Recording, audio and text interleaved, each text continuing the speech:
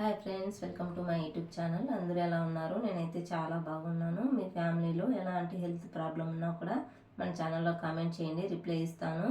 Skin అలర్జీకి ఒకరు అడిగారు, వాళ్ళ కోసం ఒక వీడియో చేస్తున్నాను.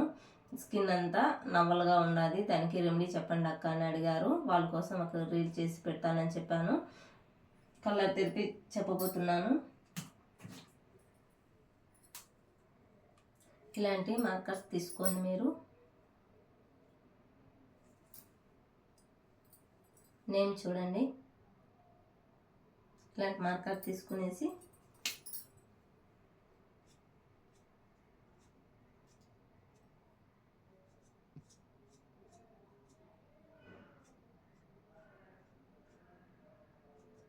బ్లూ కలర్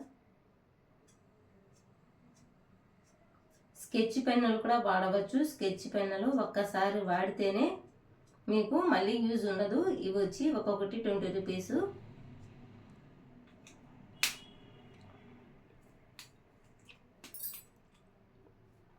ఇది వచ్చి ఇక్కడ గీయాలి.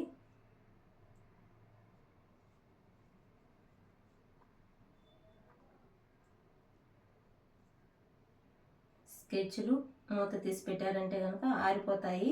పని చేయలేదు అంటే నాకు సంబంధం ఉండదు.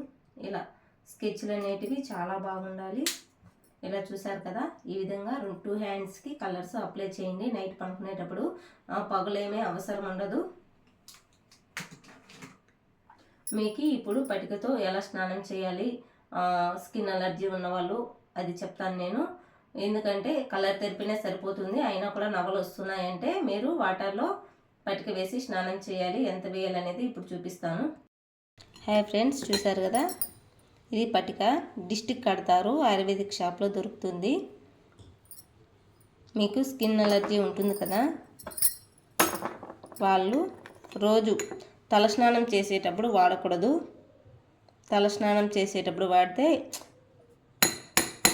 ఇంత వాడచ్చు, తలంతా బంకగా అయిపోతుంది. కాబట్టి తలస్నానం చేసేటప్పుడు మాత్రం ఇంత మాత్రమే వాడాలి, ఎక్కువ వాడకూడదు. ఒక చిటికెడు వేసుకుంటే తలస్నానం చేసేటప్పుడు కూడా వేసుకోవచ్చు.